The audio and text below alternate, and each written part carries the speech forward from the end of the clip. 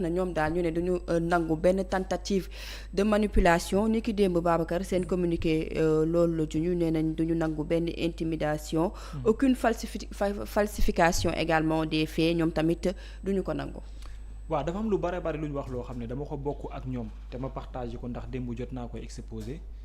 mooy naqar ak métit bi nga xam ne am naa ko ci image yi ma gis à l'intérieur de l'université Cheikh Anta Diop de Dakar te dama koy bëralaat ne encore une fois quelles qu'en soient les raisons yi ñu mën a joxe lu étudiants yi mën a exposer ça n'explique pas les images yi nga xam ne gis nañ ko comme violence ñu koy exercer ci kaw ay étudiants et loolu en principe aussi mën na soutenir thèse bi nga xam ne ñenn ci ñoom ñu ngi koy joxe pour ni xale bi ñàkkee bakkanam et jusque là on ignore réellement ce qu'il en est mais li xew démb violence bi ñuy exercer ci kaw ay étudiants dara mënu ko expliquer beneen bi ci tegwaat mooy léegi ay confrontation d'idées lay nekk wala xawma sax des thèses ku ne moom lay joxe ñii ci gouvernement bi la ñële ci ay étudiants moom lay doon parce que li nga xam ne gouvernement bi wax na ko ma jàpp ne am na dëgg ci ñoom mooy image yi ñu jàpp ne du image yu récente par contre li muy wane dafay corroborer rek le contraire ndax man li ma gis ak li ñu firndeel barki démb lañ ko wane te li ñuy wane aussi dafay dëggal bu baax a baax que ne image yi doonul loo xamante ni lu yàgg la mais li ci wéet bu wóor te man mu yitteel ma lool mooy par rapport à ces bourses ak lu jëm ci wàllu modification bi nga xam ne moom la gouvernement bi jàpp na mën a fas yéene engagé parce que le ministre su ma ko déglu démb également aussi Mbacké Lo mi may invité woon fii te mu jiite CROUS bu Thiès ci li muy wax mooy que ne il y a une idée boo xam ne bu ñu teg la ndax dem nañ ba xam ne lii ce n'est plus possible que état du Sénégal di ko yenu ndax non seulement bokkul ci décret bi nga xam moo di décret bu 2014 bi statué ci wàllum attribution des bourses ndax ne leen décret bi lañ ca wax bu ñu ko appliqué woon dafa doon gën a métti ci étudiants yi mais ñoom ñoo xool ci initiative jàpp ne nii la gën a nekkee luy apaiser ñu ne nañ ko appliquer façon bi mais de toutes les façons même application boobu pour mu mën a nekk luy antu il fallait en amont une discussion boo xam ne dafay am en profondeur ak étudiants yi mais ñoom def nañ seen tëggin ba pare am loo xam ne bëggoon nañ ko waxtaan ak ñoom mais ba ndëgg ni li gënoon pour les étudiants même bu fekkente ni démarche ba neexul leen il fallait s'asseoir sur la table pour discuter parce que yow boo demee li tax ma wax loolu mooy dama jàpp ne sama ay frères bu ñu xamee ne coow bu juddoo ñi ciy gën a métti la ci ñoom lay doon dama yaakaar ne moyen bu ñu mën a àbb muy toog pour waxtaan pour ñu éviter la nga xam ne bu ñëwee liy tooy ci yéen lay jógee yoon boobu noonu àbb leen ko ça ne dédouane pas que ni ne ñële seen démarche bi dafay doon loo xam ne dañ koy saluer wala ñu ne dañ koy cautionner mais lu ci mën a wér bu wóor il est impératif pour que ñu am terrain d'entente te terrain d'entente boobu il faut que ñu teer yenn yi pour mu mën a possible ça n'explique pas nag li am dafa doy waar donc enquête lu mënul ñàkk lay doon je comprends donc benn côté ñenn ñi nga xam ne teg leen di ci yoxo bu mu nekk loo xam ne au hasard lay doon wala dañ leen a jàpp téye leen fàtte leen enquête la ñu wax les Sénégalais ont besoin de savoir ay fait bu ñu ko exposé lu toll ni gouvernement plus de 4 ministres ngeen di def point de presse ce que l'on doit voir exactement dafa war a dem fekk ji waat li ñu war a joxaat ëllëg parce que bu mu nekk point de presse boo xam ne da nga koy teg juste pour dédouaner wu mais da nga koy exposer parce que dafa am looy entamer mais à la limite aussi da nga ñu war a indiwaat ay résultats pour ñu xam ne ba ngay def point de presse bi lii moo waraloon nga koy def te les étudiants aujourd'hui ñi lay wax na ñoom weddi nañu leen mais jusque là mënuloo tirer une conclusion l'affirmation bi ma gis à la une de Walf Quotidien venant des étudiants loolu c'est une affirmation boo xamante ni ñoom ñoo ko amal seen bopp parce que ñoom jàpp nañu ne ñoom ñoo fekkee te ñoo gis lan moo fa xewoon par contre le ministre de l'Intérieur jusque là ne peut pas faire d'affirmation ñoom ci fi ñu nekk bu mooy étape d'enquête la pour ñu mën a xam xale bi réellement lan moo ko faat est-ce que dañ ko violenté ba mu ñàkk bakkanam oui gis nañ image yoo xam ne ay policiers ñu ngi violenté ay nit loolu am na est-ce que réellement dafa am leneen lu mu subir ba tax na mu ñàkk bakkanam loolu leneen la mais li wét bu wóor aussi mooy am na acte yoo xam ne étudiants yi posé nañ ko tudd acte étudiant donc pour man muy ci ñaari boor yi les policiers def nañ ay pratiques yoo xam ne warul parce que dara mënu ko expliquer mais des étudiants aussi am nañ à leur position ay objets yoo xamante ni waruñu ko am donc pour man coow li biir université leeral c'est une obligation beneen bi mooy la même politique derrière dont on parle parce que lii ce sont des faits de est-ce que policiers yee taxaw ñoom ñoo ko taal est-ce que ñeneen la wala yeneen la loolu ce sont des questions qu'on se pose mais lii lu fa produire la te waru faa am beneen bi ci toppaat mooy lépp c'est-à-dire man loolu moo ma gën a yitteel est-ce que dafay am Sénégal ñoo xamante ni comme ni ñu ko yàgg di waxee avec Antoine Diome on nous parle de force occulte aujourd'hui on nous parle des mains politiques derrière mais il faut que ñuy dem jusqu'au bout ni ñu mën a comprendre bu dee li ngay wax lu existe lu am parce que les étudiants ñoom li ñu jàpp mooy wàllum diffamation la te nee nañ tamit da doon loo xam ne day atteindre seen morale ak seen dignité loolu la ñu wax donc obligatoirement il faut mu amee leeral te Daouda Ngom dafa ne am na luy firndeel ne y a des mains derrière am na ñoo xamante ni ñu ngi may envoyé message sànq nee nañ ma am na koo xam ne benn ancien ministre de l'intérieur la toog na ci benn télévision mu ngi xamle que ne yàggul dara temps yi la recevoir na ay étudiants te nee na am na ku mu ko wax koo xamante ni député la woon am na information bu ñu ma envoyé buy corroborer par rapport ak loolu. est-ce que c'était pour waxtaan te nee na waaw ñoom pour waxtaan ak ñoom c'était pour waxtaan ak ñoom est-ce que pour ñu xool ban taxaw ni la ñuy am wala leneen la. je sais pas lan moo nekkoon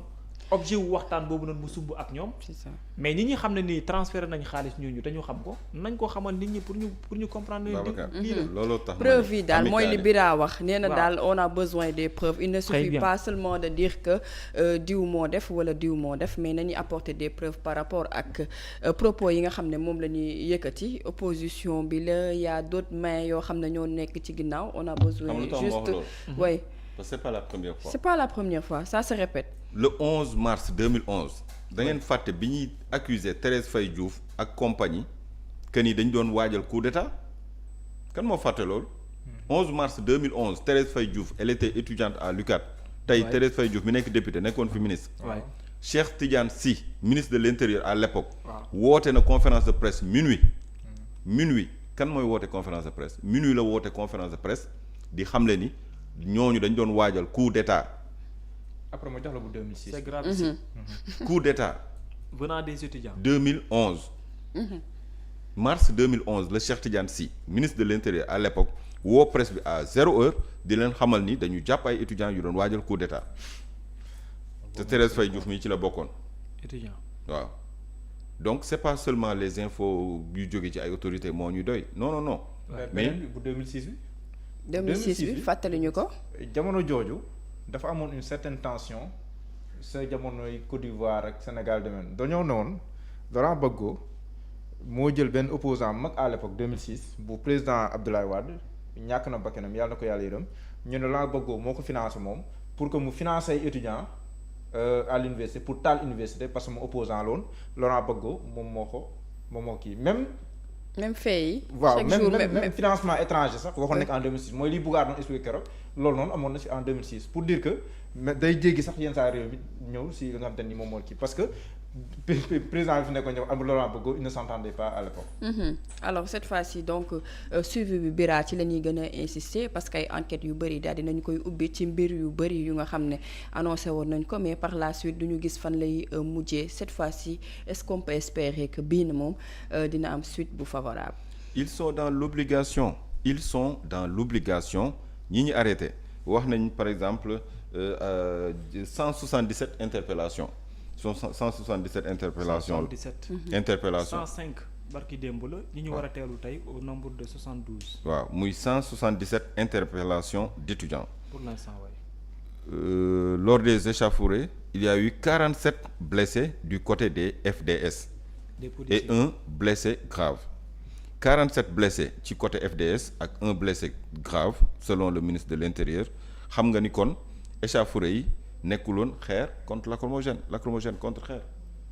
vous comprenez 47 la ñu wax ci côté force de l'ordre yi am nañ fa ay blessés donc nga war a xam ni kon yëf yi metti woon na léegi nag il faut que ñu poursuivre les enquêtes ñu wax ñu lan moo s'il y a une main derrière s'il y a une main cachée qui faisait et qui essayait de défaire qui manipulait après nañ ñu wax c'est qui yan étudiants lañ doon manipuler ñan ñoo doon recevoir des sous parce que souvent xam nga jox étudiant xaalis mën nga ko wutal prétexte loolu yomb na da ngay ñëw ni étudiants yi dañu amoon problème mu restauration ma xool sama yërmande ak sama xolu waajur ma yërëm leen jox leen raxasu ci taxawe ne Daouda Ngom loolu la junj dem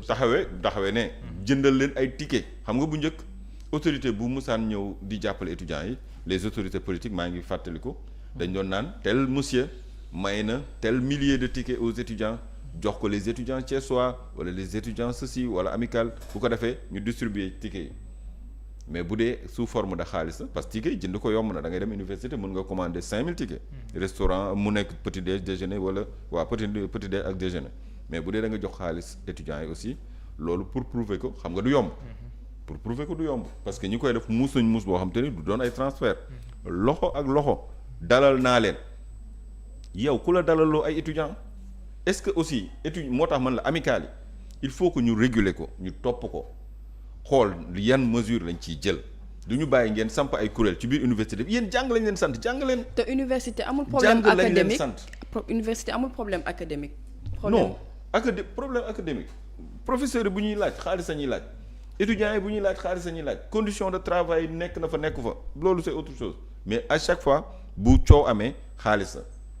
xaalis lan mooy xaalis bi war a ñëw ci man mais pas xaalis bi moo war a defal amphithéâtre xaalis bi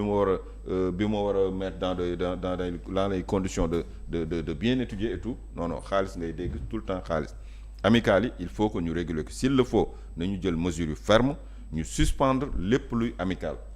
xeex yi amicale yi la muy xeex entre étudiants ci ay élection amicale la ngay dégg xeex bu dee ay front tamit dañ naan amicale bi moo jiite lii wala ñii ñoo ko organiser nañu kilifa bu ñu la falee dañ la wax pour nga jël ay mesures gis nga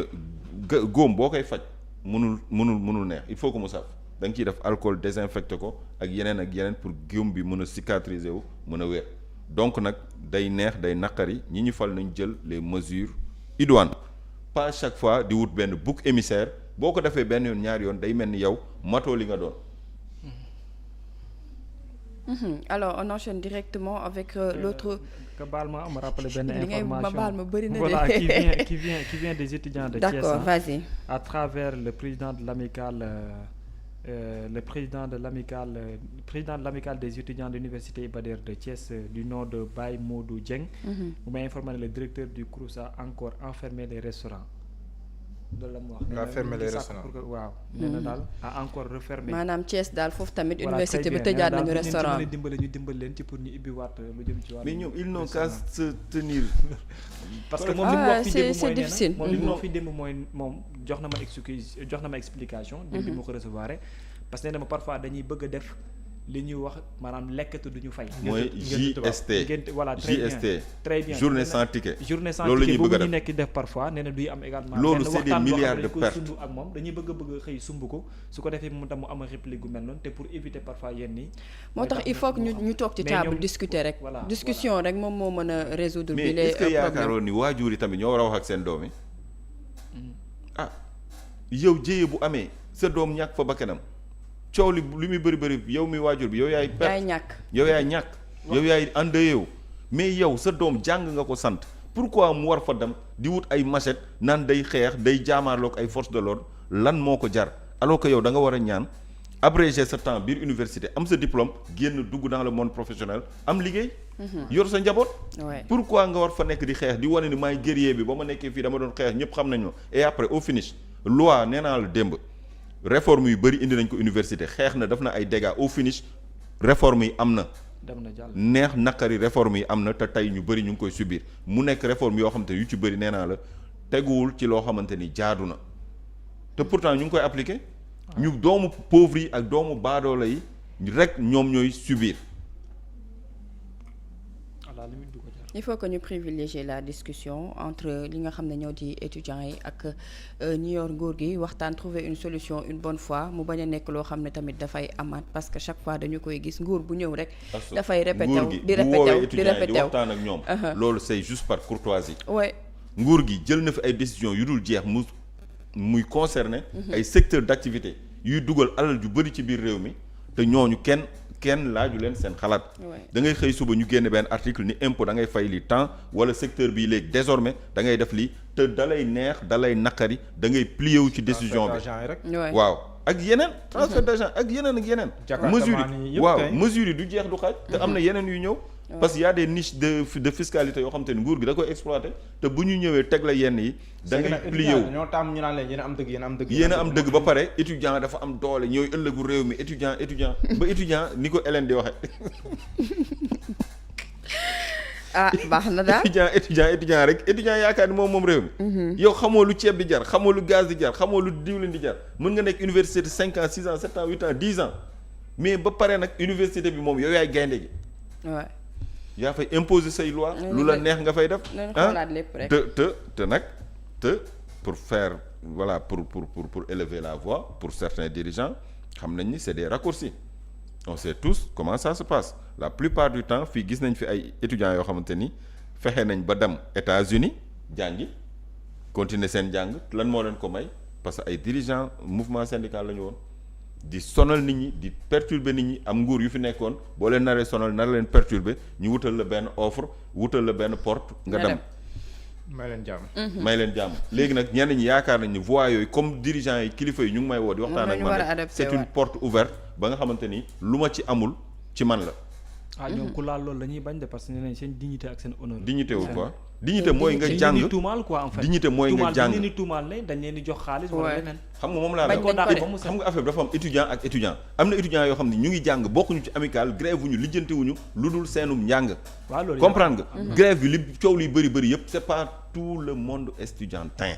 il faut que ça soit clair am na ñoo xam dañ leen a yàqal seen jàng fi ñu toll nii parce que ñu ngi doon jàng di fayeeku seen bourse di def seen devoir am ñoo xam ne amuñu bourse aide képp la ñu am 60 000 francs ci année bi te ci la ñuy doylu di góorgóorlu pour mën a jàll pour mën a am demi bourse wala bourse. yow nga ñëw àgg ba master.